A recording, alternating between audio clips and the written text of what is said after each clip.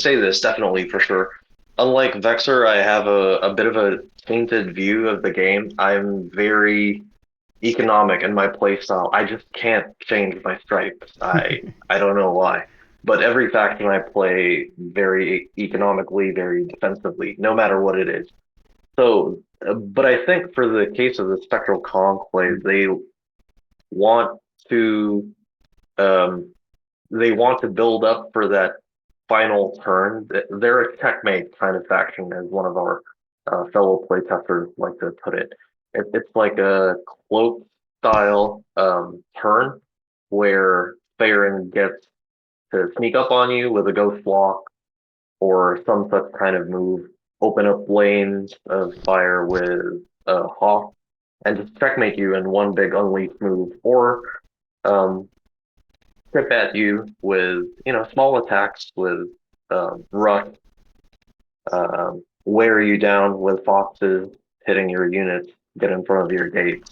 So it's that kind of play style. It's a little bit like a cave goblins cloak style of play. So I think that's the best way that I could put it. Mm. Yeah, I would say that that's a great analysis because I would define them as like a swarm assassination type of faction, a mix between cloaks and shadow elves, maybe because of the all those tricks they have to assassinate. But the difference is that they have the means to go forward and try to be oppressive and clog gate spots because of the part and all those tiny units, right? That sometimes when they're in front of your gates, there's nothing you can do other than like grant them the part boost just to unclog it for them to clog it again the next turn. So they can be very, very oppressive. I think they're going to be a very strong faction. When at the end of the test cycle, like we were trying to tune these so that it wouldn't just completely be oppressive and be S tier and be dominant. I think we managed to get them to A plus, so I Mm-hmm. would predict that we'll be seeing them in the like next tournaments. Like they're going to be at the top of the competitive ladder, just like Shadow Elves and Cloaks and those type of decks. But hopefully they're not too broken in the sense of like Grogs what they used to be or Mm. that level. The thing with them is that they're also a little bit like the Storm Goblins from the perspective of this polarized type of matchups in which how polarized it's defined by how many answers you have to the part, right? Like how many ways do you have to deal with the part, and that in part is the range game of the faction if they have a good or not range game, and if they have how many pull effects or force effects they have to be able to handle them. So factions that have very little, it feels like almost an impossible matchup, like very hard to manage. The other ones, it feels like ASC is not that strong, right? When you're using a faction, I don't know, like the Savannah Alps or something like that. It's that type of faction, but it's this is going to be a very interesting matchup. I would imagine the Storm Goblins. They do have so the ways of getting around the part, right? With all the walkers, this 1/1 units. Mm-hmm. So we'll see. We'll see how it plays out. But also, it's hard. It's going to be hard for them to sustain that pressure and try to like clog the gates of the goblins because with circuit they can be cleaning them up pretty quick. So we'll see if it's they're able to sustain this or if they play it more economically. They can play both ways. It's not a like a one strategy type of faction like the Cave Goblins. So it's going to be interesting. Mm. So, no, thanks for the great insight by both of you. So the Discord voted that the Spectral Council will win. What do you guys think about the matchup? You can have a first go at this, Vexer. Yeah, I'm looking at it was 50-50. Seems like it's completely divided, Yep. like One vote. 50 council. Um, it's hard to tell. It's funny. I think this is probably the only matchup that I didn't play with the council because I hadn't even played the goblins at that point when this was being tested. So I really don't know how it's gonna play out. I would expect. I think it's very even. It's going to be one of those in which it all comes down to the strategy that each player adopts. and how successful they are at doing it. Like if they really get the tools for it, and if it's the right one. Like I have some suspicions on how maybe you would want to play each of these ones, but it's really just a wild guess. It's gonna be a close one for sure. How about you, Beast? What do you Yeah, think? for me, it's a little bit of the same. I think both factions have answers to each other. Um, the Storm Goblins like to be safe and shock things many multiple times as safe as they can. And the Spectral Conclave that their ghosts have 2 HP is a crucial fact in this matchup. That means you're vulnerable to overcharge, you're vulnerable to a Volt Swapper swing and a shot to clear out that ghost. They've Mm-hmm. got decent ranged options with Frack and the Witch.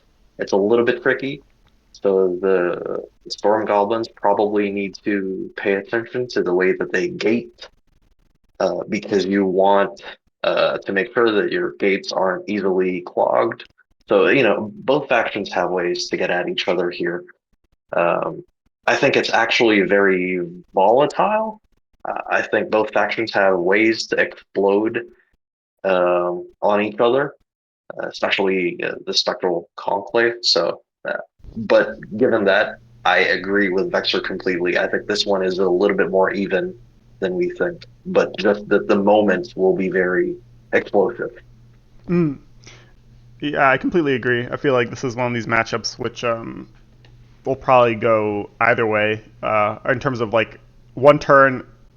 Maybe with Storm Goblins, I think Storm like the tempo is going to swing really heavily. It might not be like an OD Mhm. one shot kill, at least for Storm Goblins, but um, it definitely will be like you said volatile. Where if um, SC misplaces or has a turn where rolls don't pan out, they might just get really chunked and have to play very defensively.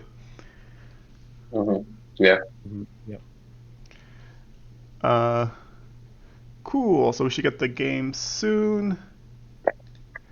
I think I was super. It was really interesting to me that Storm Goblins were able to hold their own versus Cloaks in League this season. I would assume Cloaks would just run over that, um, but I guess like you were talking about Vexer, just Storm Goblins have some matchups they are very polarizing in. Some matchups they're even in, and some matchups they just lose instantly to. So Mhm. Yeah. So on the league, they played against Cloaks. yes, Yeah, last I season did. it And was. what was the percentage at the end? I think it was slightly Cloaks favored, but it was like a percentage or two. Let's see. So it was 47, so 52.5% for Cloaks. Got it. Oh yeah, surprisingly close. Yeah, it was 50-50 Div 1, Div 2 also, Div 3 slightly Cloaks favored. Yeah, interesting. I guess it's one of those few factions that have a, it's still not easy, but a realistic way of dealing with the Machinist in the corner, right? You Mm. have to take some risks to get close and form a circuit and then do this event, that discharge to finish it off. But then the issue is that unless you do, you go all the way back with the other event grounded, they might Mm. just like you out there exposed unless you manage to establish some presence with gates. Wonder if those type of things were happening on the matchup.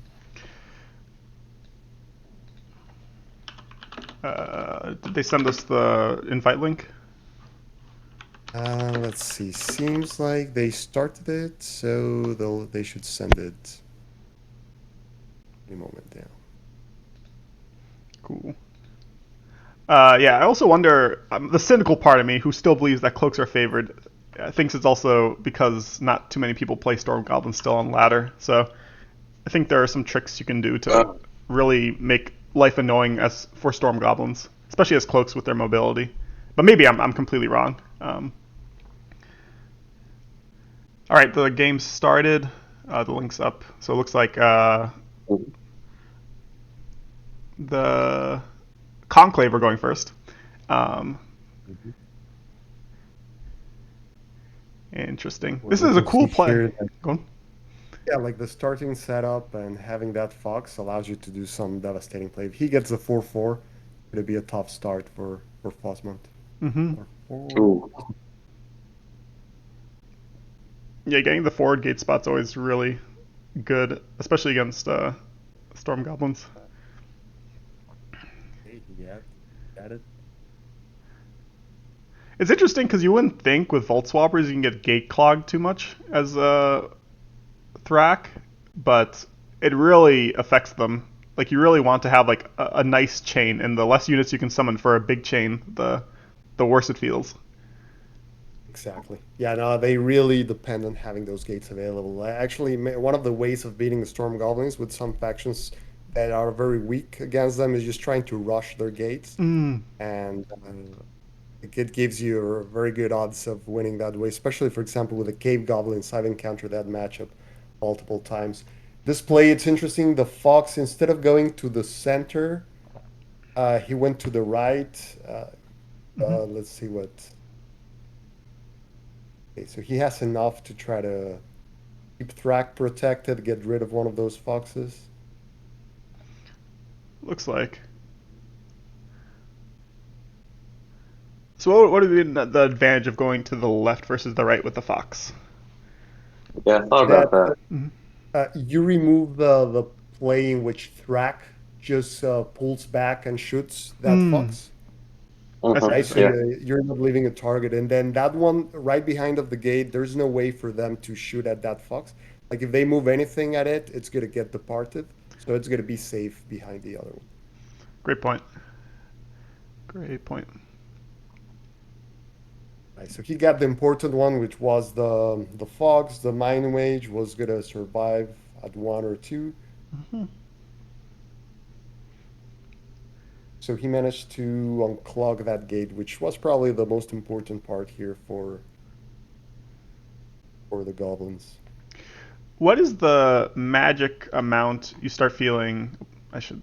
I'm the one watching the game, so I should have this on. I can do it on my phone. What's the amount of magic you start feeling scared? Like, what is the champion which you're usually scared of with the conclave? It's the five, really five. All of them cost 5. One of them 6. It's Mm. the Tylo. I think it's Tylo. Yeah, that's the name, right? That's the yeah. one that is extremely dangerous because he's gonna come out. He's gonna hit 3 melee, and then he's gonna disappear from like range of a counter attack, Mm. which makes it really hard to deal with him. He's good at least most of the time be hitting 3 times before you even get a shot at trying to kill him. So that's the one that is very problematic. It's the type of champion that is almost the must-play champion that we'll be seeing very often. It's a top-tier champ, I would say. So he's in that realm with Baldo and Dagger and Mm. those type Dagger. of signature champs that we're going to be seeing all the time. Do you guys usually discard for it, or is it you just build up slowly with magic and then maybe discard a card or two later on? Yeah, you don't really have to build up that more. That's one of the greatest strengths of the council. So he's going all in for that Strider. Mhm. That that's the Ooh, he gets might Ooh, it.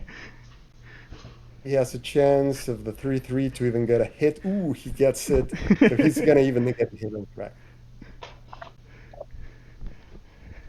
I was able to. So with the council, you're gonna have a lot of magic lying around most of the time because most of your commons are 0, right? So Mm-hmm. you really just have the mind mages. So as long as you discard maybe one mind mage, at most 2, you get a chance to play one champ easily and many times 2 champs. In my opinion, the council is a 2 champ type of deck in which in every game you realistically can play 2 of them, which is pretty cool because Talo is so strong that otherwise you would really be playing Talo every game and the other ones would be forgotten because they are a little bit more situational. Mm-hmm. But having the chance of playing 2 of them, you get a shot. Skylk is the most situational one. Like he's good in a specific type of game where you're playing econ.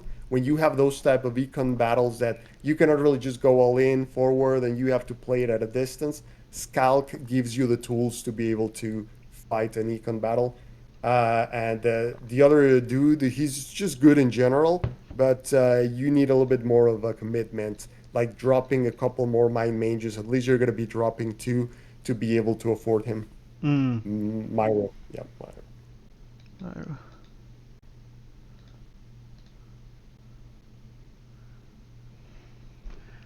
Cool. All right. This one Let's is a see. He tough has, spot. You could. ooh, he only has a Bolt Swapper available, seems, for this turn. Okay, Mm. he also has a Witch. Bolt Swapper, he might be able to.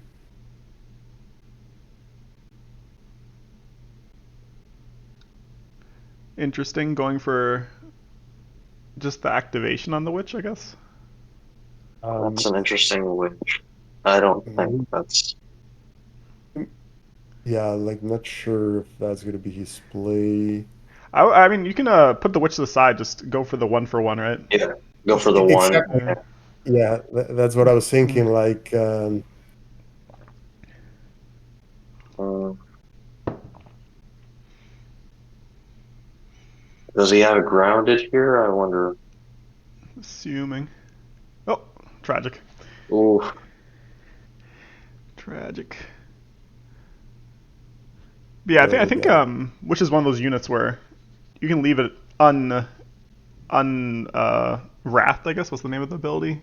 Lightning wraths. yeah, And yeah. it's pretty threatening because your opponent doesn't really want to activate it for you either. Yeah. I think his problem was that if he did that move with the witch, he wouldn't have enough space to get the bolt swapper in Mm, front of Thrak. Right? He wouldn't have Right. the chain for that. So that's probably what he wanted to do, but he didn't have the connection. Um, makes sense. yeah, there was probably no good way if you wanted to also shoot the mind mage. There. Wait, what? The mind mage? Oh, he didn't have the circuit damage on it. I thought he Yeah. like I was Mhm. counting one for that. That's gonna be tough. This is kind of a vulnerable spot for Storm Goblins. I would have chosen a lesser evil here in this position. Track in that spot is you're gonna get two, maybe three hits on him if Baron has Ghost Walk. This Mm, is pretty dangerous.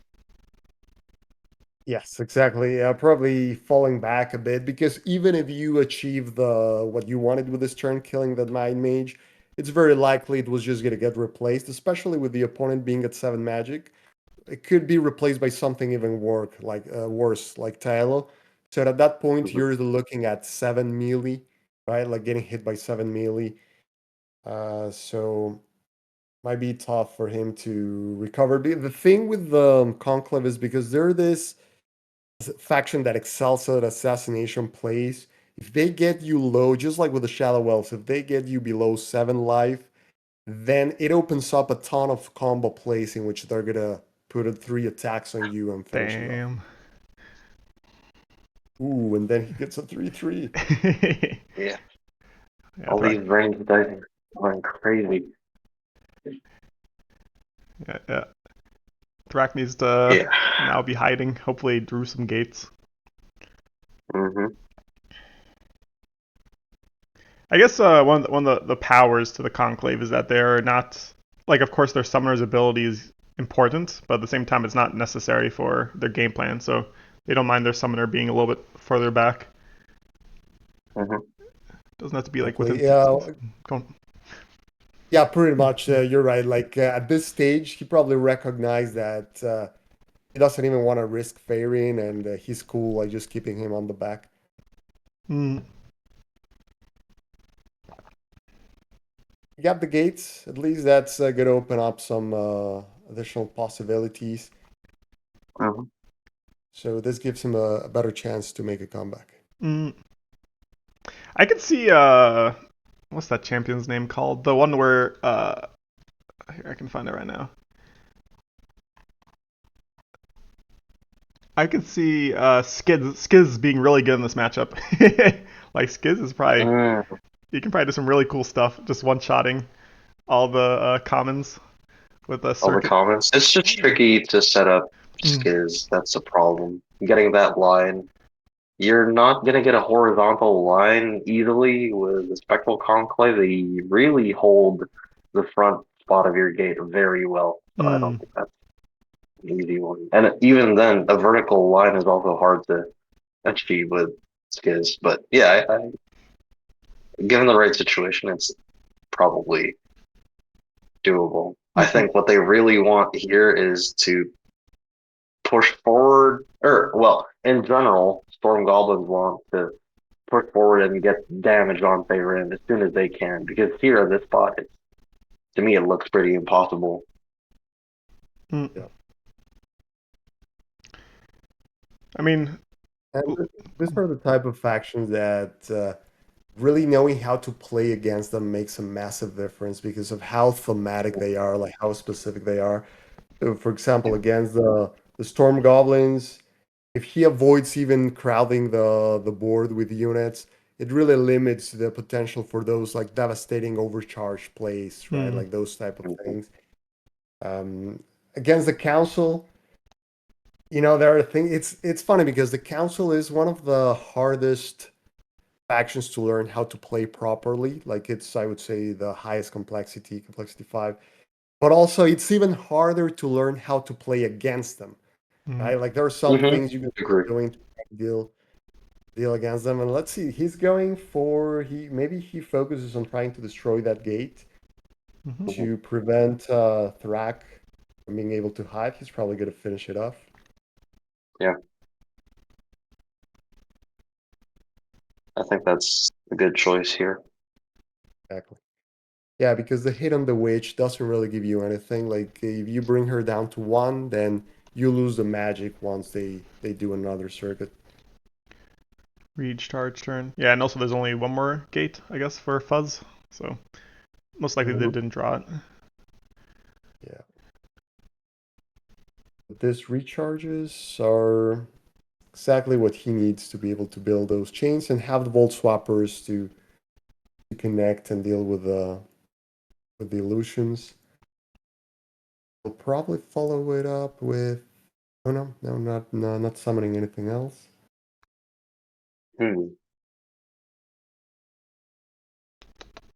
Interesting. Do you... Okay. Tries to go for the 1-for-1s. Yeah, I guess not sure if he had any way of trying to complete the chain all the way to the mage. In this stage, he really needs to get like a bigger output of this turns to turn things around. Right now, Snikkit2nd sitting at 6 magic, Fozmonot at 7. Ooh, we might get double champion We'll next probably turn. see I guess that's one advantage for Storm Goblins is in this matchup specifically, unlike for a lot of people playing the Fae, you probably do not, it's kind of like Crimson Order where you just don't run out of magic. If you can kill them, it's like Vexer said. If you have answers to killing many ghosts or the ghosts in general, you're fine. And for both of them, this is a type of matchup in which there are a lot of what I call death cards in the matchup in which they're almost useless. Like the kite guy for the goblins, right? It's really hard to even use him in any way, so you will automatically just discard him. That's how you end up with so much magic because not only you're ripping like killing those small illusions, you're dropping the things that you know in this matchup won't be able to do much. I guess against the Storm Goblins with many factions, there is the same thing, right? Like there are some cards which are just unplayable, like those small units that cost 1 magic, but they can easily get killed with Circuit plus any hit. So that could explain why they have so much magic. Like they might be seeing those death cards. Here, even in this spot, even though Thrak is sitting behind a witch, a mind mage play here, it's just as deadly. I was thinking the exact same thing at this moment. Like if he has another mind mage, he has 3 left. Might be really all you need for that play, right? Like just shooting for 3, and then he's gonna be one hit away from dying. Yeah. Faerun not pushing forward. Interesting. Yeah, he's gonna clog that 5 gate most likely. And that's why Mm, those boosts on Fairing are so brutal. Like it gives them so much reach Mm, on flexibility of the type of things. Like he was all the way back there, and then he's gonna be able to clog that gate from that yeah. spot. So it's they have some pretty extreme reach between those plays and between what you can do with split. You can get Hmm. almost anywhere. oh, great points. Great points. So this Thrak here, it's also nice because you start, I guess, Oh, nice. two, yeah. So it's, which survives. But to your point, also you start just chipping away at that 5 health gate, leaving Hmm. Thrak only one good place to hide against or hide behind. Yeah. And not only that, he got the gate for the left side, which is going to be significant. Now the pressure is going to be constant on both sides, Mm-hmm. and he's going to pretty much take over the left side. Like that gate, uh, he's gonna. It's going to be hard to defend now that the new units are just going to be going at it. So there's potential for a good chain here. Um, and Thrak should have a nice place to hide if they want to. Oh, double strider, interesting. Interesting.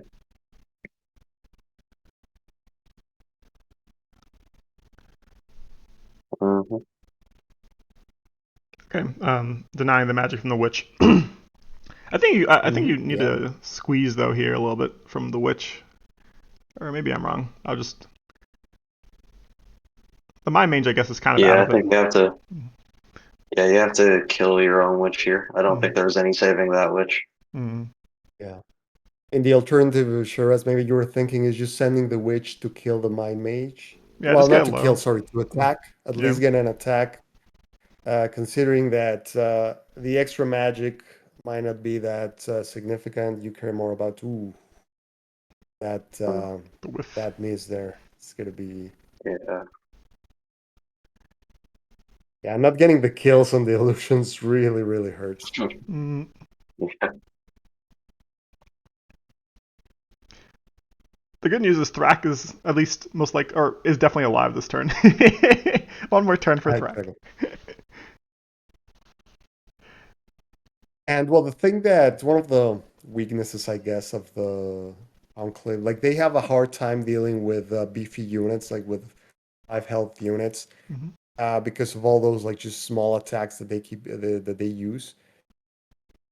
And they have the event that allows you to kill those like 2 magic units, but fairing right now it's too far to use it. So um, Fozmonot is in a good position here. Let's see if he is able to gradually start getting back Mm. from it. Yeah, Fuzz I guess is really hoping that they just keep throwing units and not getting good dice, like you said on these striders. And then once one strider's dead, you can switch it with another strider. It's not like there's a smasher or something to destroy your strider potentially in 1 or 2 attacks. Like you said, no big. It's max 3 dice, right? Is the champion is 3 dice? Let me see. Taylor? Taylor? Kalu, yeah, it's three. Yeah, three melee. That's the Mm, biggest like output they have for dice in a single attack. mm, mm. No octopus like the lizards have.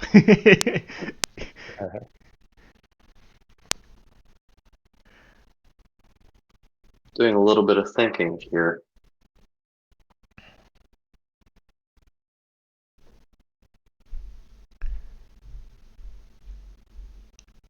Hmm. Yeah, when the Spectral Conclave gets to park their ghosts in front of your gates, that's how they just wear you down. It's Mhm. really hard not departing when they get when. So this is what I meant when Storm Goblins need to pay attention to how they gate, because you need to be able to deal with ghosts parking in front of your gates, whether it's rush or it's a feint. So one of the things that was suggested by some of the community members is gating adjacent to gates, Hmm. so double gating in a row. That one's Mhm. interesting. Maybe that might work for the Storm Goblins, and they want to form chains anyway. But Mm-hmm. yeah, this one's tricky. This one's tricky because that gate is jutting out on that edgemost side. Spectral Conclave gets to do things like these where there's no easy move. Mm-hmm. That's a, Exactly. Yeah, and it's really tough because those are the type of lessons you learn after playing a lot against the Spectral Conclave. That is, yeah, Hmm. one of the ways is just putting them horizontally so that your melee units are still relevant. When they clog one gate spot, you can summon a melee unit and then attack without triggering the part. The other one, I guess again with the Storm Goblins, doing horizontal line might be tougher because you want like the space for the circuits. But the other option that I follow is because the number one priority is not allow them to clog your gate spots. Like it's one of the top Hmm. priorities against them. So I straight up just put the gates on the first row all the way to the back, mm, just to make sure Yeah. they cannot clog them easily. And I like that. It gets to the point because once they are in front of that spot, like reclaiming the spot from the stag is extremely hard. And not only that, the fact Hmm. that even after you kill it, the new one Geo is just going to take over the spot. So it's just Yeah. unsustainable. And many times, really playing all the way to the back just to avoid that is worthwhile with many factions. So unless you're the one that is able to go forward, which very few factions can do that against the council, mm, then playing it all the way to the back or defensively or doing horizontal like lines depending where your initial gate is, like either the second row or the third row. And Hmm. those are the type of things that allow you to better be able to answer those illusions. great tips. No, those are great. I was thinking also Izek is probably really good in this matchup because you don't need to. It doesn't depart most likely with pull, Mm. so you can do some Hmm. fun things. Exactly. Yeah, he's probably like a must play type of card in this matchup Hmm. because of that very particular nature. Those type of cards, it's the ones that you come into the match saying like, I have to play this guy. There's no way around it, and you're gonna have so many things that are useless that you can discard that you will always have the magic. So for every action, that's how you have to approach these matchups.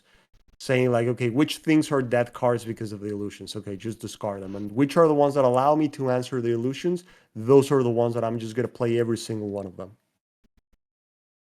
Mm. Interesting spot. Interesting idea from the Storm Goblins here. Basically offering up a Volt Swapper for some kind of reaction. Mm-hmm. Yeah, those are the hard plays to. It feels good and bad, but sometimes you need to do that. Hmm. It also clogs his lane, I guess, is the idea. I'm not sure if I haven't played enough or against enough Conclave to know if they have, I guess, this much reach. I guess with Split they would, with the Stag Split. Ghost Walk Ghost too. Walk. Mm-mm. Yeah, and that's why Thrak, I think it's back there because that's one of the only spots where they cannot really get them. The possession of the Mind Mage is the main threat in this stage. Like when Farin is back, and you're not that concerned about those big plays with the Unleash, Mm. then the Mind Mage just taking whatever unit you're using to block him. And that's the thing, like Thrak usually relies on being behind the Striders or the Witch or something like that to complete the circuits, but now it's hard to do that in this stage, so he's gonna have a hard time. Mm-mm.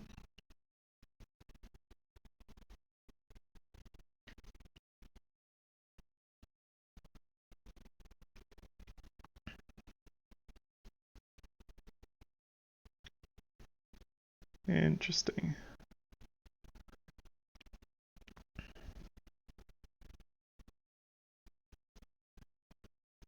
All right, potential for maybe some damage on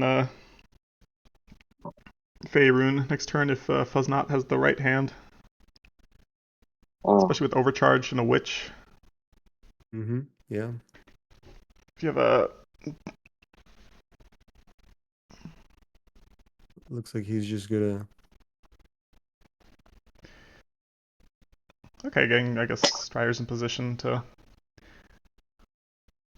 This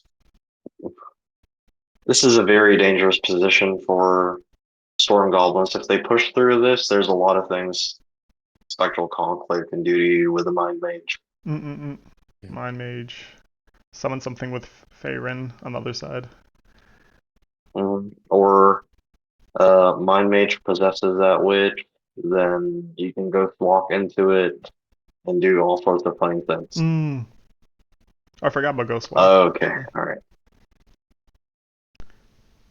Is there a grounding? Doesn't look like it. Okay, alright.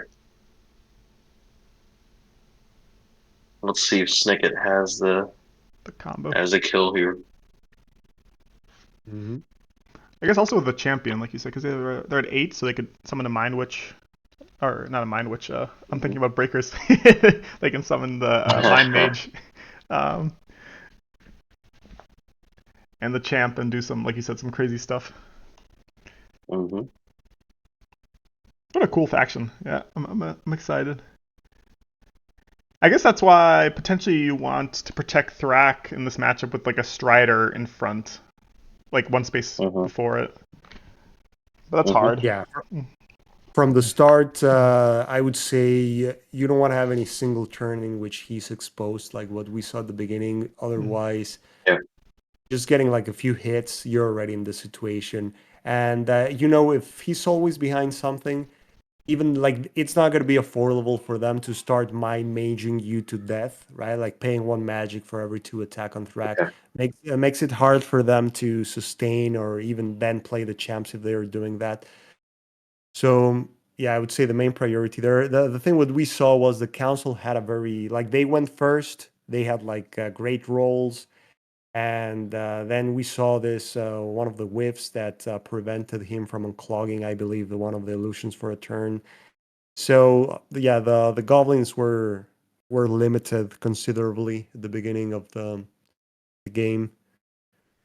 Mm. Now here's the champ, Myro.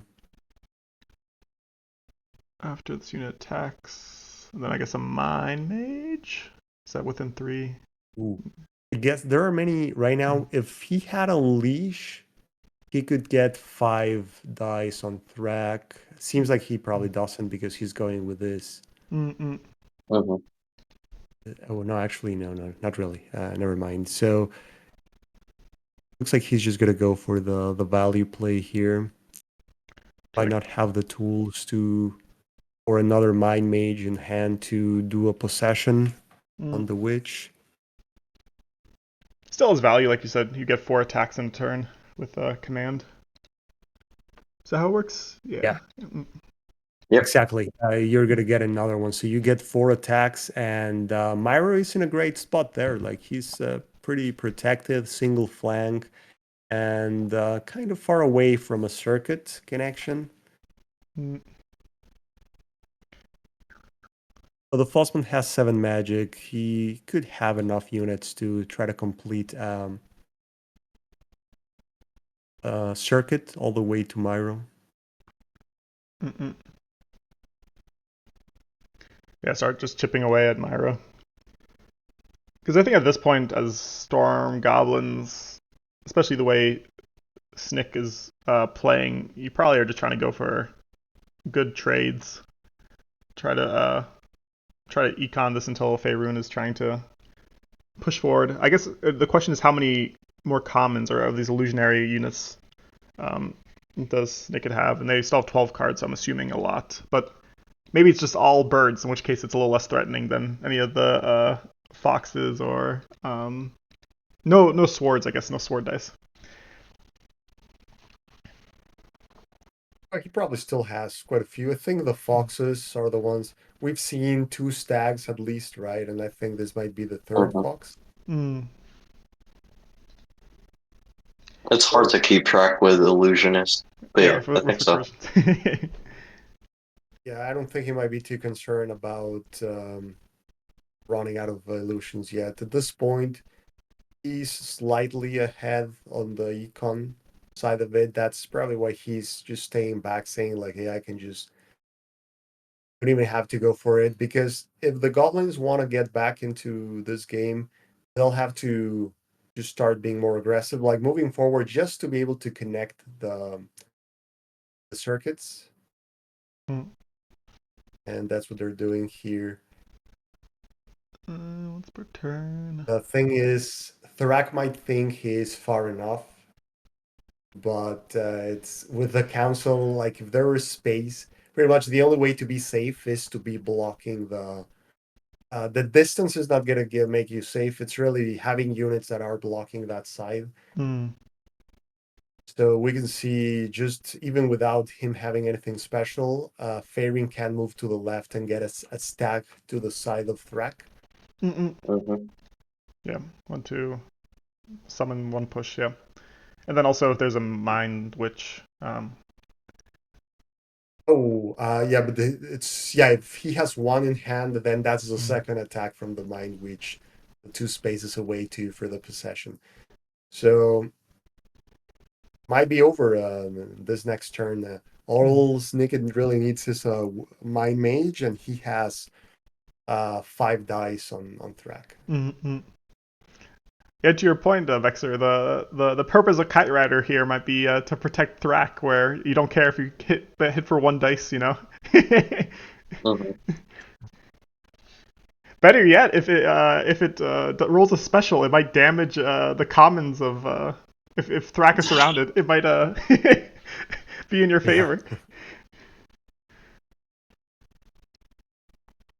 You're gonna need more than a kite rider to stay safe from the spectral conclave.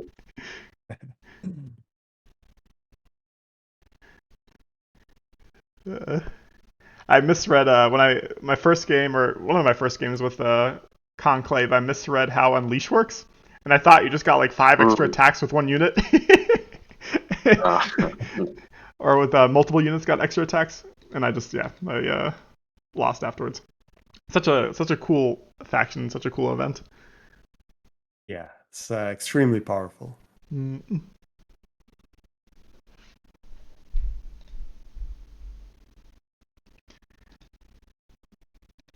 All right, do they have the combo? Mm-hmm. Would split also work here? 1, 2 yep. split, because the stag would get the split Mm-hmm. ability, right? And so it's around it. Yes, if he because it's move phase, so you could surround him. If he has split, Mm. he could get 2 stags on Thrak. Mm-mm. Seems like he doesn't have Mind Mages. It's funny he didn't play any single card from his hand. I guess he probably has like a depart that we might see this turn into one of those Striders. Mm. Yeah, depart Might seems have really an strong. Unleash that is not relevant because Unleash is hard to discard. Like that's the type of card you never want to discard. So he might have Mm-hmm. one stuck in his hand, consuming that space. Mm. Yeah, Unleash with Myro sounds nuts. How many, like so many attacks. Mhm. Yeah, I can see why you say the complexity 5. There are just so many different plays they can do. So many different plays.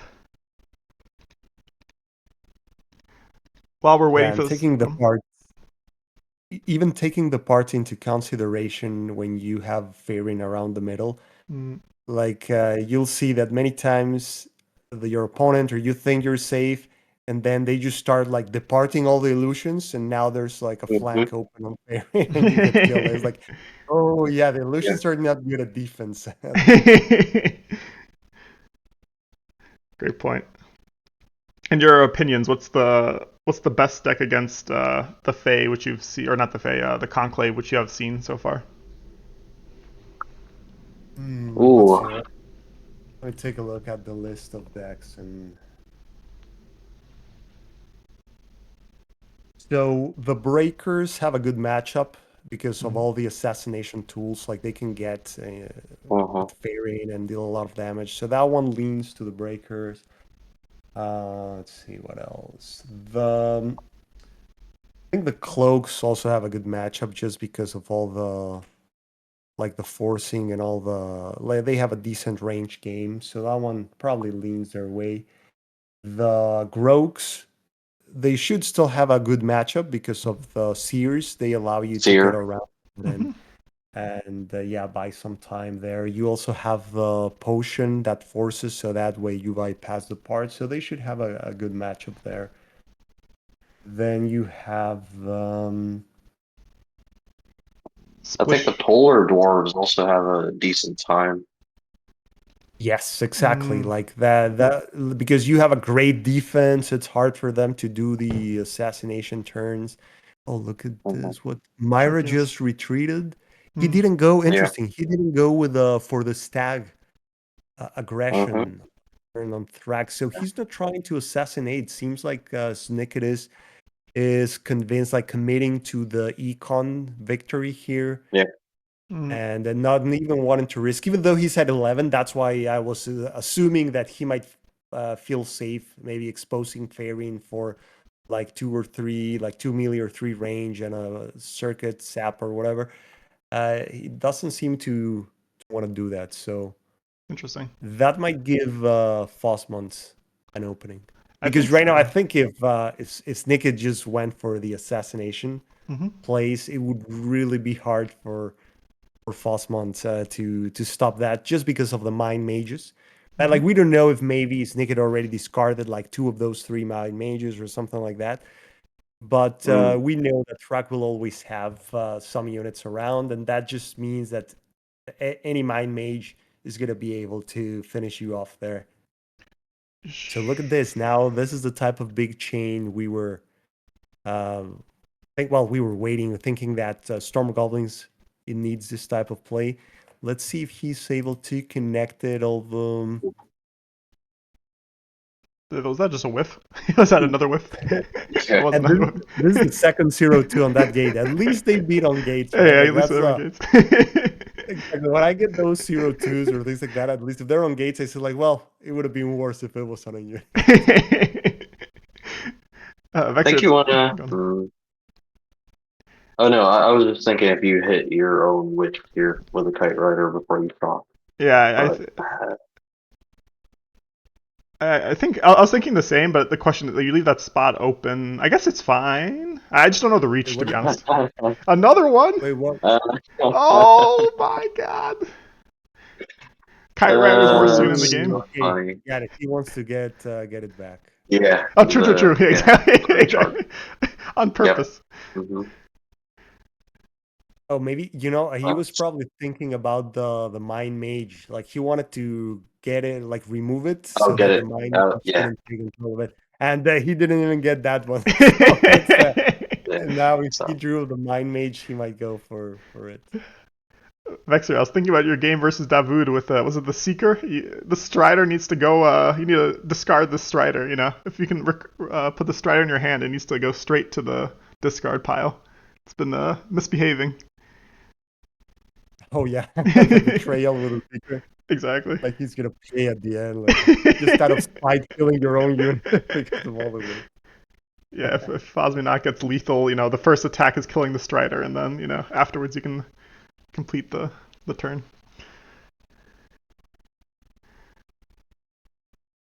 Does Muro need to attack to? Yeah, after this unit attacks. Okay, so getting Yeah, it low is actually you have good. to attack a unit for the effect to you can. Mm-mm. Okay, so there's the mind mage, mhm. but it's not doing what we thought it was gonna be doing. So Mm.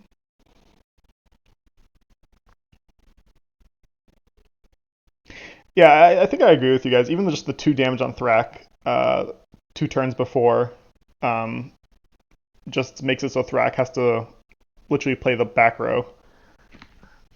Oh yeah, that Mhm. adds up. Ooh, some. so not sure. We have to consider they're pretty new. This faction. Not sure the league how many games being around because in here not using the mind mage to get the Which three or for not yeah I think he would lose the +1 but the 3 on Thrak. I guess we'll ask Snicket if he was aware of that play or if he just maybe forgot about the possession or exactly how it would work out. Mm, Interesting. Do you go for? Are we gonna see? What's it called? A Braca just down trying to kill the Morrow. I don't think it's worth it.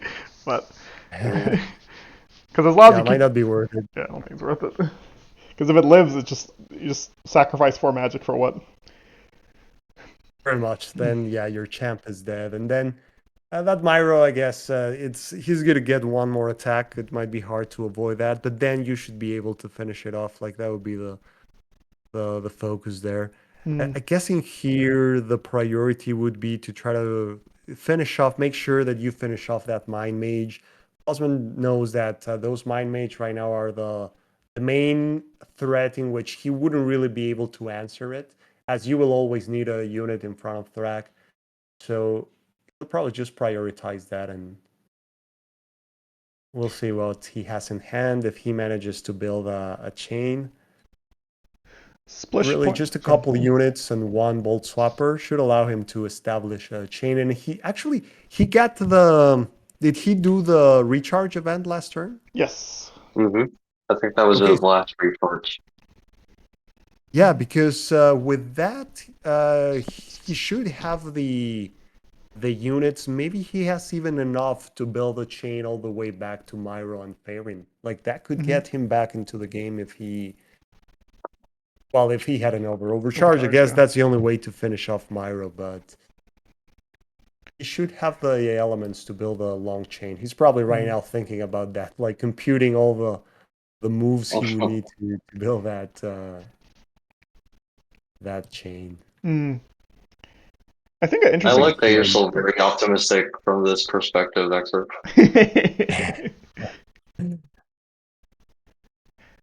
I think an alternate play, Fozmonot, instead of the long chain, is they could have went for a bunch. And I'm not sure. You guys can tell me if this is good against the conclave, but they could have completely surrounded one gate and at least gotten the forward position spot from the 10 gate last turn.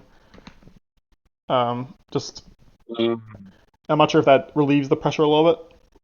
But Instead of the 5 gate, piling in front of the 10 gate. so let me see if I can find the position. If the turn's already done, yeah. So turn 18, Yeah. you could have basically with the stag there. I guess you could have surrounded the 5 health gate, and then you could have gotten the kite rider or something in front of the 10 health gate. I'm not sure if that helps, but it's definitely something to think Mhm. about. Because then you just relieve a lot of pressure. I feel like because Fane has no illusionist. Who knows? I Oh, don't you know the. mean like move forward there and try to see 3 moves. 1, 2, and Thrak would have had to move forward, right, in that play that you're thinking. Yeah. And that way, your chain might even be able to get closer to the Mind Mage. Probably the hard part there is that you would need to have units to cover both sides Of of Thrak. Thrak, Mm, and then you Yeah. will really be able to finish off that Mind Mage. So he's gonna be able to get through the side of Thrak and like possess one of the units. makes sense. Makes sense. I wasn't even thinking about chaining there. I was just, but maybe Murrow is just too dangerous if Murrow is still alive at this position. Mm, need to. Okay, sorry, I was distracted. So what happened this game, this turn? So they summoned a Looks like mod. he's just moving. Mm-hmm. The Witch got a 3/3, which is significant, as now he's just really like doesn't really need an attack on that Mind Mage. Just being part of the circuit would take care of it. The thing is, Thrak has moved all the way to the back, which means that it's going to be a bit tough building a long chain. But we know he has at least 2 bolt swappers, Mm-hmm. and he should have also the Kite Rider, unless he has discarded it in the last turn. Mm. Splish points out that high elves do well against conclave in chat. Yeah, high Yeah. elves. It shouldn't be horrible because you have Valeria, which would allow you to constantly be using the force ability to deal with those units, and actually twice per turn, right? Like you Mm-hmm. can kill one of the units with the move phase, like doing the push before the part. I believe, if I remember correctly, like you choose and then you just kill it before it departs. And then when you Yeah. attack, you could technically be forcing another like illusion that is clogging your 10 gate, and then someone can attack it. So yeah, the elves probably have a favorable matchup against them. Some factions that have really tough matchups are the ones that have mostly melee units, like those that have like 3 melee units and 1 range unit. So the Obsidian Dwarves, they struggle a bit. I believe the Mountain Bargath, they also struggle a little bit. They have some tools, but it's not an easy matchup. And so at least I don't think like they should be that problematic from the like being dominant, because there are multiple matchups which are not that great for them. Another one is, I think, the Shadow Elves. Ooh, he misses that one there. Well, it was still not gonna kill it. This was I think this no, this turn. was an odd play because he was only gonna be getting a single attack out of this play, and that was the challenge of having Thrak now all the way to the back, that it was hard to get it in a position in which you could deal a lot of damage. A way to get around the Mind Mages. We hadn't mentioned that, but yeah, like if you use your champions to be in front, then you don't have to worry about that. Maybe that's what he was waiting for before he wanted to get Thrak back. But only using, well, getting rid of one of those. Yeah, I Wonder think what else he had. Like the potential there, I would have really been tempted to try to build a chain that goes all the way to Myra, but he would have needed 5 units in hand to be able to do that. So we knew he had the 2 bolt swappers. Seems like he had Isik. Maybe one of the other ones wasn't that. And now Talo is here, so this is going to Uh-oh. be a significant like economic swing to the council with the type of things you can do with Talo.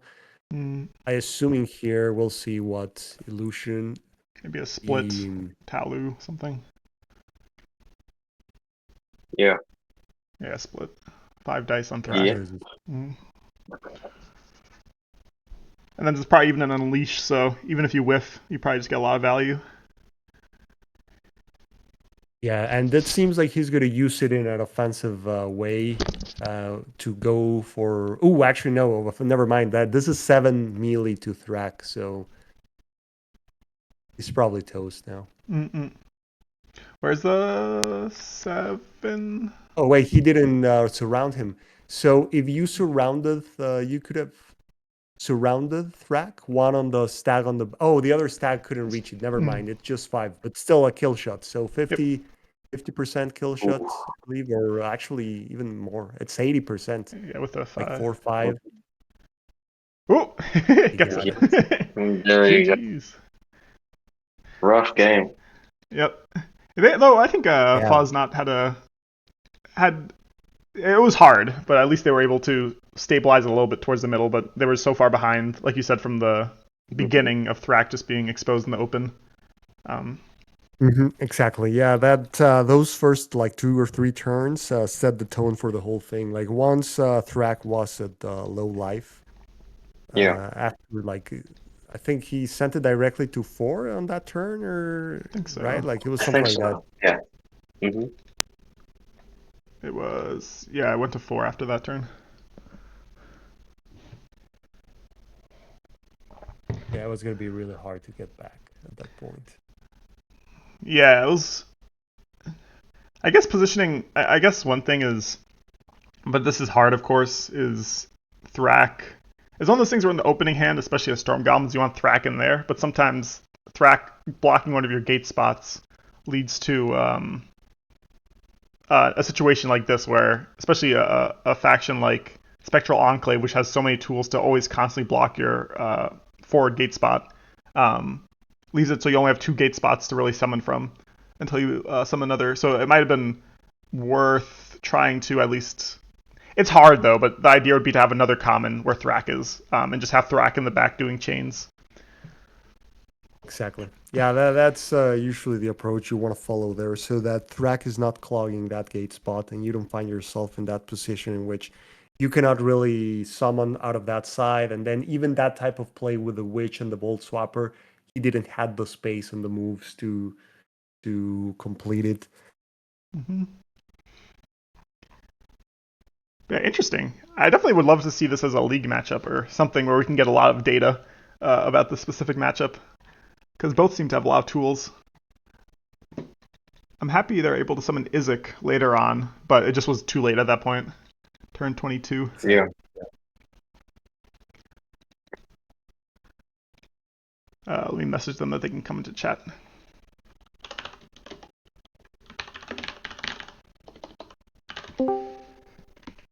Hey!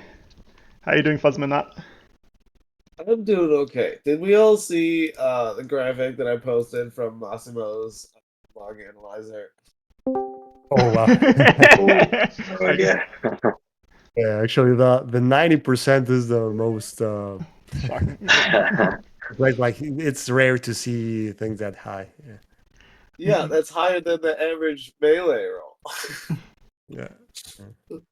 Oh man. Uh, Anyway, I'm not blaming luck on this. I think Snikkit2nd playing well. I don't know how to counter the Spectral Conclave stuff. At least not with Storm Goblins. The only games I've played against them so far have been with Islevecken, and they have like a million tools to place themselves next to all the guys. Um, which I don't know, in the matches I played with Islevecken, that seemed nice. It basically just never triggered a part. mm, yeah, we were thinking turn. I'm not sure if you had a better play, but basically the turn which went down to 4 on Thrak was the one where it just made you play defensive the entire game afterwards. Was the big one. Turn Yes. 4, I think. Can you like pull up the game and share your screen? Because I have some comments on that turn. I don't like what I did that turn. No worries. Yeah, I can stream on Discord. Give me a second. So we can go, I guess, before this turn. So turn 5 happens. Or sorry, turn. So this is your turn. Yes. So here, I'll comment on what I think I should have done from here. So my thoughts here are: I had a gate in my hand. I really want a gate to be where this fox on the right is. I want it there so much. Because in Storm Goblins, if you do the traditional night move with your gates, it lets you summon a bunch of Volt Swappers all next to each other. Mm-hmm. Which is like so valuable. So I wanted to kill this Mind Mage, which obviously did not happen. But I mean, even if I had killed the Mind Mage, I think I could have just summoned something else there and beat me in the face. So I think I was just leaving myself open for nothing. So I think here, I think what I should have done is departed this fox on the right, just moved above it. Departed the fox, put a gate there. I think it would have been a lot safer. It would have set up my position how I wanted it to be. And I think I was just being too greedy about killing this Mind Mage. What are your thoughts on if you have the chance to watch the replay? Beast and Vexer were kind of talking about either vertical or horizontal gates, or just like you did the end gates in the back against Faye, where basically, like you said, these night gates sometimes go into the game plan of the conclave, where they're easily able to clog the gate and start chipping away at it.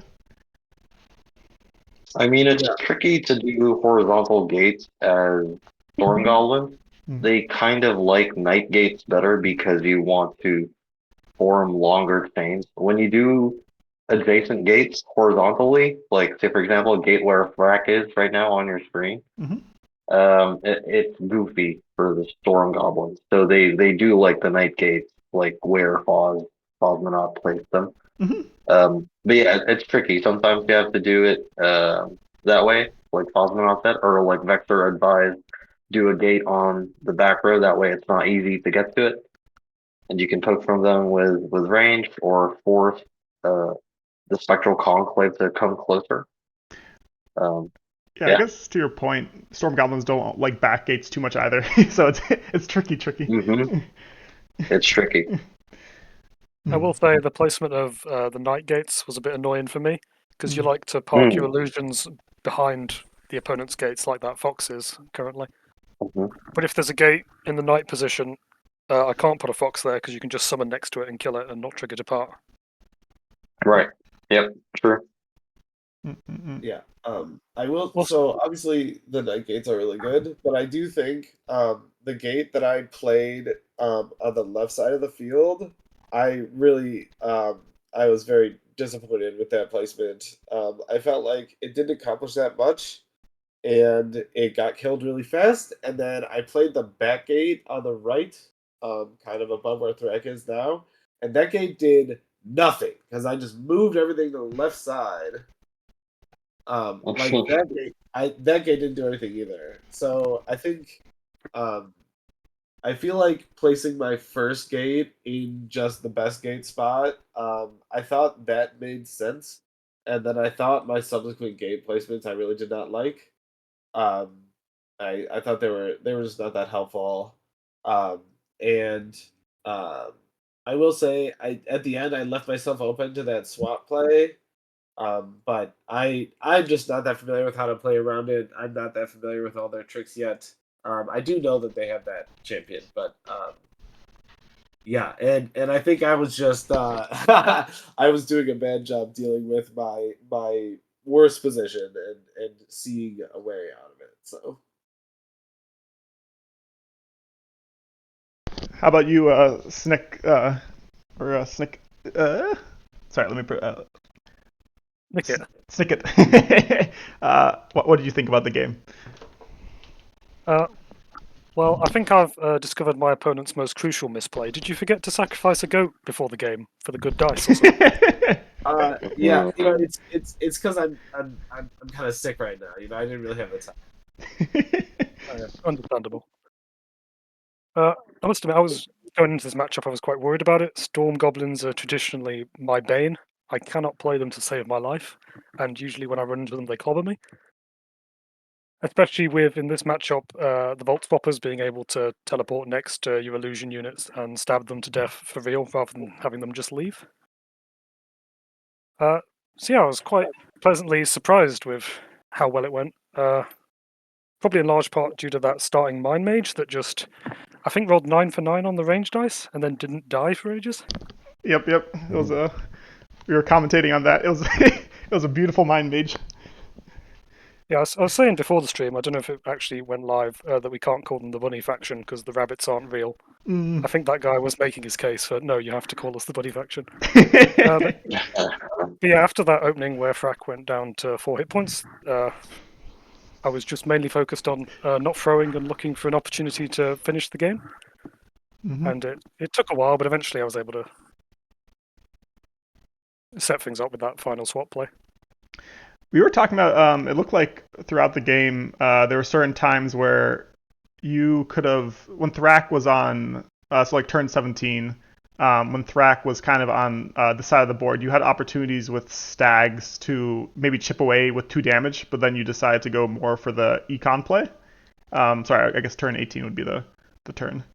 Yeah. Even the turn before, yeah. So when Farin was behind the 5 gate, like going to the left with Farin, I think you thought it for a moment. You moved Farin there, summoning a stag to try to send Thrak to 4. Not sure if you already had a Mind Mage in hand there. We were also talking about the play with a Mind Mage possessing the Witch to get 3 ranged on Thrak, which there was a turn in which instead of using the Mage for that play, you try to finish off the Strider. So we were wondering, like, at that point, what were you thinking? Did you consider that play, or were you just focused on keeping on the econ game, which was favoring you at that point? Well, I'll admit at heart, I think I am an econ player. It's my instinct to play that way. But what I was actually thinking on that turn was I had, what's it called? I think Ghost Walk, the one that lets Farin swap. Yeah. So I was going to move him up, stag, move the stag, split the stag, have the stag attack, Ghost Walk Farin in, have him attack, and then use Unleash to summon another stag, and then have that slide on over and hit Brack for hopefully the win. Then I realised that actually that was 4 squares of movement on the Ghost Walk and it only reaches 3, so I aborted that play before any dice were rolled, thankfully. 1, 2. Yeah, no, I wasn't considering just running up to hit for 2. Although maybe I should have. You had split in hand at this point? I think so. Yeah. Got it. So I was considering like, hey, if he has split, he'll probably go to the left, summon a stag, and then summon another stag, and then surround Threk. Both sides. Oh yeah, I could have done that. And Yeah. the Mind Mage possession on the Witch, did you consider that on the turn between the Strider econ play, or just trying to finish off Threk? Well, not finish off, but just keep bringing him down at that point? Yeah, I did consider the Mind Mage play, but I felt ahead and I didn't want to, go Risk for what anything. might have been a risky play and risk throwing away the Yeah. lead. So I just figured I'd keep the Yeah, status like quo. burn So the to speak. magic and then go 1-3 or something like that and give him Yeah. an opening.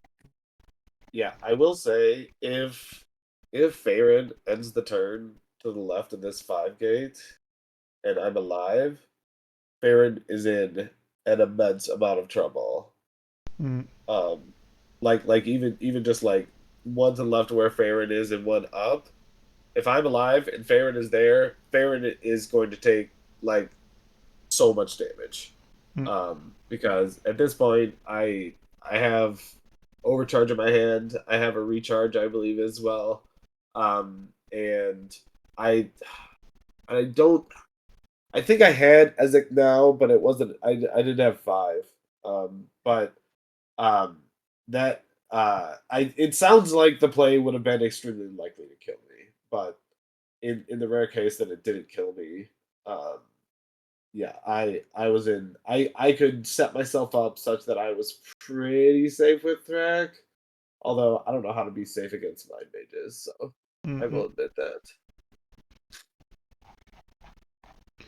No, I like I think Izzet is definitely. We were talking about how Izzet is definitely a key champion in this matchup. It seems like something you want to because its ability just so good against all the commons which have depart.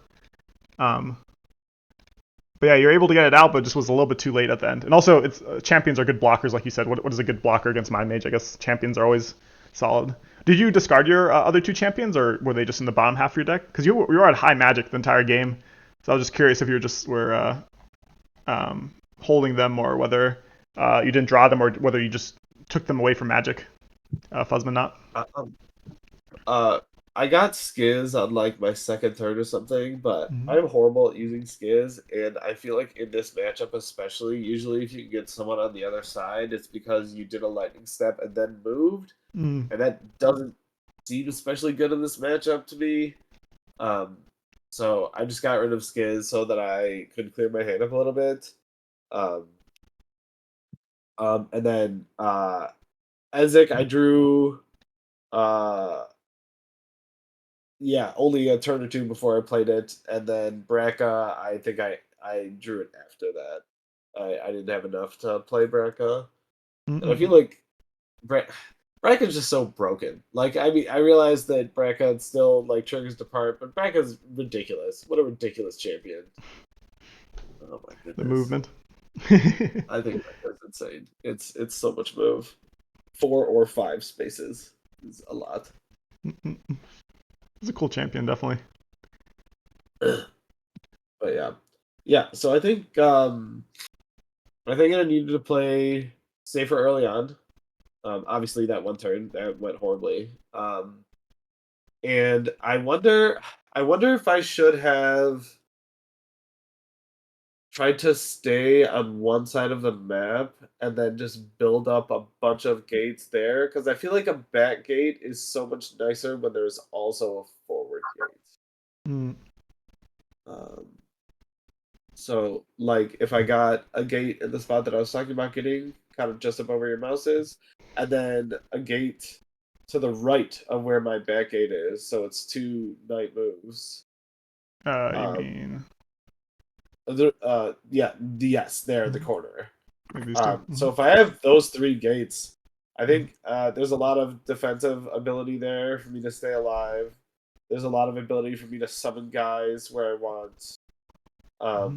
I'd probably have to resummon the forward gate there, but I think that's fine. I feel like this seems like a matchup I mean, storm goblins are not starving for magic, and I feel like I can just hold a gate to play it again. Yeah, I'm curious. I think, to be honest, stacking gates, I guess horizontally, might actually, because I've had success with that with Storm Goblins before. But yeah, no, definitely a gate position is something against both these factions, which you have to heavily think about. Definitely something to theorize about. Um, yeah. I guess I see what you're saying because you can in the back and in the front of it you can summon two Vault Swappers. A lot Hmm. of times you do want to summon Vault Swappers in the back. That's fair. I should think about that. I feel like putting gates two spaces away is horrible, but I can definitely see putting them immediately next to each other. It does open up a lot of things. Mm. Alrighty. Any other thoughts by either of you? How okay. I feel like triggering depart all the time is really bad. Gives them tons of tools, but I feel like how much should I be avoiding depart? Like if I depart like four things a game, is that fine? In I most would matches. say you want to avoid it as much as you can. Like really try to not trigger any the part if possible. The only times where you have to trigger it is, for example, when you're like you. Well, the times that you don't care about triggering it is when you are gonna be attacking the summoner, right? So you clear some of them to just go all out on Farian and deal some serious damage, so that he has to start hiding. You don't care in those cases, but otherwise triggering the part just allows Farian to just become a monster and be a massive threat when he has multiple boosts to just start summoning stuff and reaching you anywhere and doing multiple attacks through the same flank and things like that. Mm.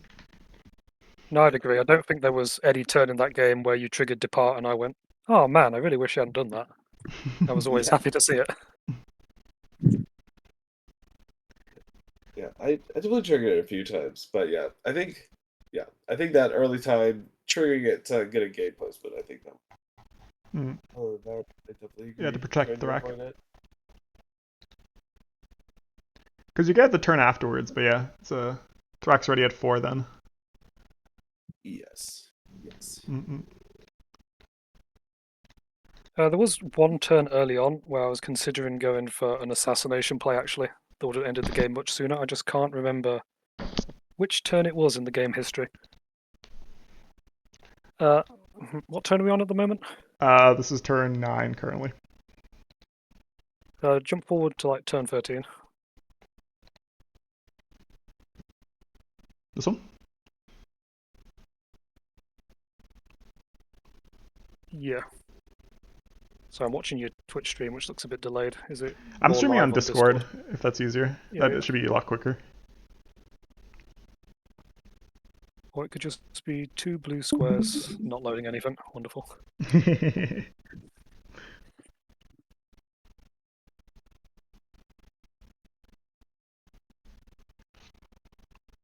Okay, it was before that then. It's somewhere between turn 9 and turn 13. If you want to narrow it down. Turn 11. This one will probably Yeah, now. that This was one? it. Okay, interesting. The plan was I had a stag in hand. I was going to move the stag forward, have it move up to beside the 8 health gate, Mm. Summon in another stag with split and put it next to Frack. And then I had what's her face in my hand, the extra attack canine mask Oh, person. interesting. Push. How would you go within and 3? Go on. Mm-hmm. Oh, I'd summon her while I summoned the stag, and then I she'd see. move up Because and you can she'd be force back it. in the strider. True, Yeah, true. yeah. Mm-hmm. Like other guys could have, other illusions could have got to Frag, because Mm-hmm. I think I had a fox in hand as well. But if I summon the fox in front of the gate, then I can't summon command champion Mm-hmm. and get it within 3. What I actually? just want Go on. just one thing. You mentioned you get a stack all the way back to Thrak and then using a leash for an extra attack. No, not unleash. The champion who gives command to let that stag attack twice. Okay, got it. Yeah, I was gonna tell you like, oh, with a but Yeah, and the champion I think allows the same unit to attack twice, so that is good. But Unleash, I believe it's not the same unit, right? It has to be different Yeah, unit. it has to be different. Yeah, Anyway, what exactly. stopped that play was I realised just before I put any units on the board was that I didn't actually have a stag in my discard because the dice had decided that stag in front of the gate was going to live, so I couldn't go for it. That's funny. Yeah, it's crazy how much reach. That would have been a pretty cool play. Yep, agreed. Having a cool finish. Yeah, Spectral Enclave's reach is nuts. The fact that Thrak is even in danger here. Exactly. Yeah, it definitely has probably one of the highest reaches in the whole game for a faction. Mm. Yeah, I think feel they posted the faction, whatever it's called, data card, where they have the little stars that tell you what a faction is, and the complexity for the Spectral Conclave is 5, I think, the max. Mm. And Yeah. I really feel like, well, the faction isn't like super easy to play or anything. A lot of that complexity is for your opponent. Like I very much feel like in this live league, I've mostly been winning off the fact people aren't quite sure how exactly to play against the faction yet, more than me being really great at playing them. Yeah, that's true. I was saying like they're. I still think they're really hard. Like they're one of the most complex ones, but it's even more. It's even harder to learn how to play against them. Yeah, no, they just so many things you have to think about when you before you end your turn. Like how can I get surrounded? How can my gates get surrounded? It's definitely interesting. Yeah, I'm curious. I'm assuming give it like a month or two and people will come up with better play patterns around them. But for right now, it's just they're complicated enough, and they have so many different tools that yeah, I think only very few players have figured out good strategies for beating them or making things uncomfortable. I guess you can't really in a dice game you can never guarantee things, but you can at least make things as uncomfortable as possible. Alrighty. I guess for both of you guys, what is your favorite unit in each of your decks? And then we can call it. So, Snikkit, what's your favorite unit or champion or common in the Spectral Conclave? Probably the foxes, honestly. Mm. I'm never sad to see a fox, whereas sometimes I'm sad to see a stag, and I'm often sad to see a bird. I find those illusions hard to use. How would you, Fozmonot? Braca. I've told the story before, probably on stream, but I remember when I was playing in the Gen Con event, Colby was watching the finals match, and I had summoned Braca on the turn that I ended the game. And he looked at the board, and he was like, "Wait, how did you get Braca there?" Because not even Colby understands how far Braca moves. It's ridiculous. You're gonna do some crazy things. It is, and that thing of the 5 spaces, it took me many months to even knew. Like I didn't knew that it could move 5 with the overcharge. Even at 4, it's brutal, but 5 is a lot of people don't see it coming. Mm-mm. Yeah, I think yes. I think there's a lot of times it is irresponsible to plan around Braca moving 5 because it like there's a ridiculous number of possibilities. Like at a certain point, it's like, all right, if they have it, they have it. You can't Yeah. think about it every. The other one is Izek with the overcharge can do because you never see anything with an ability 4 spaces away, but with overcharge, lightning pulls 4 spaces away, so you can do some crazy maneuvers with that.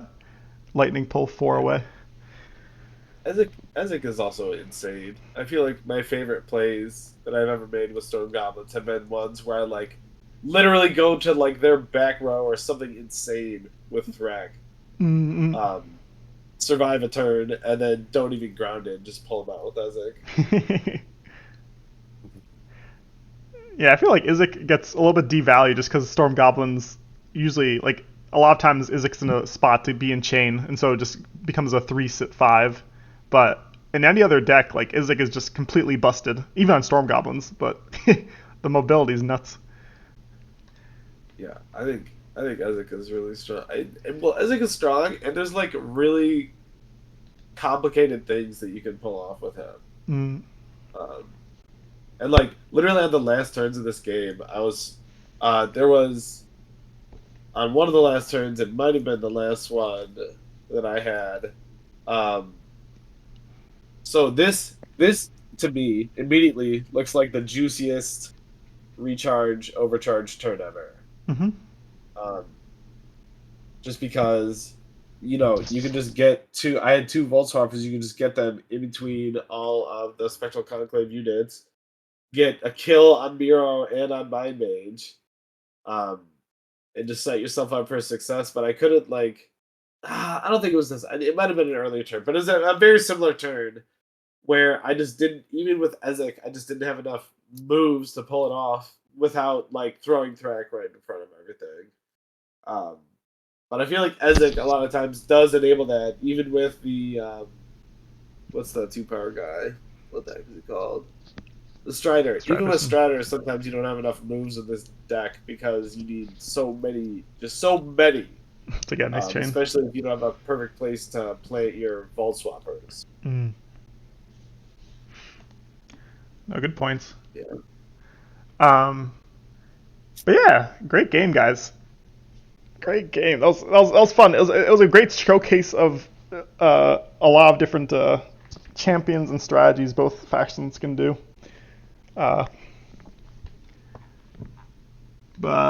yeah, any closing thoughts, anyone? Let's see if chat has anything. No. All right. Great game. How you guys actually? Before we wrap it up, let's see how you guys are doing in the live league. Is this Wait, this is the wrong one. We're season 6 already. Was this an important match for either of you, or are you guys both pretty set in your spots? Off the top of my head, I think this was determining who finishes first in the group, but I might be wrong about that. Cool. One of you guys will have to face Ciabatta. The great Ciabatta. Oop. Let's see. D6. D6? Okay, cool. Results. Okay. I see. So you guys are both... Okay, so Snikkit is guaranteed to be first now because you won all your games. And then Fozmonot, you're probably still fine to either stay in Division 6 or to move up 1 or 2 divisions mattering. So either way, you guys both are doing very well. Yeah. I feel like as much as I kind of got touted as for timing people out at Gen Con, I don't know. Mm-hmm. Playing live games online to me is not the same as playing live games. You also have less time in live, right? Yeah. In real life, I think you have 20 minutes to play. Yeah, 25 is what it was. Yeah, playing against Ben was so fun in that time limit because I was hard lost on board. Did Ben have analysis paralysis? Well, Ben is just a thinker. He's not a speed player, that is for sure. And I feel like I remember talking to Jackson about it sometimes. I feel like sometimes even in async games, I play fast turns, and so I'm just giving myself a disadvantage. And then if I play in a live game, in person especially, it's sort of like I'm just giving them the same disadvantage that I've been playing with. But yeah, I don't know. I just grew up I like Magic tournaments, so I just love in-person tournaments. Mm. Yeah, I don't know. I haven't been doing that well in live leagues historically, so I guess for the rest of you guys, have you guys played a lot of? I think almost all my games, aside maybe 2, are online. So I can't imagine having to set up a bunch of things on the board with 20 minutes. Have Vexer and Vexer and the Beast have you guys played on the board a lot or just mostly online? Mostly online. Yeah. Mm-mm. Yeah, for Summoner Wars, only really online, just casually a few times on the board. Magic the Gathering, I used to play. That's one I used to play in the professional circuits for almost 8 years, and setting everything up and shuffling and all that takes so much time, and It's really a different type of pressure when you're in person, right? Like you also have Mhm. that factor there, which takes a while to get used to. At first, it can really like devastate you, and you can like be making some crazy mistakes that you would traditionally not do because of the pressure. Hmm. But yeah, it's very different. That's cool. I didn't know that. How about you, Snicket? Have you played over the Uh, board a lot? I've played a handful of over the board games back when the Master Set came out against my brother. Hmm. We were probably both terrible, but I don't really remember. And after that, no, it's all been online. Cool, cool. Yeah, I want to play more. Maybe I go to Gen Con this year. We'll see. We'll see. And face the famous back to Fozmonot. You've won twice, right? I only won once, Oh, won once. and yeah, it was a questionable win. Also, Orange Lasers, I think, is going this year, Mm. but this year I really was hoping this year that I could just make it to the finals this year, and then Morning Time could just win because last year I just got the Storm Goblins Phoenix Elves matchup, which is just Yeah, it's really hard for Phoenix Elves. yes. Alrighty. Thanks for coming, guys. That was a lot of fun. Thanks for hosting. Yeah, thank you. Thanks for hosting. Yeah, thank you guys. Great game. Great commentating. Have a great rest of your days. Or rest of your day. Yep. Bye All right. bye. Thanks all. Let's see you. Bye.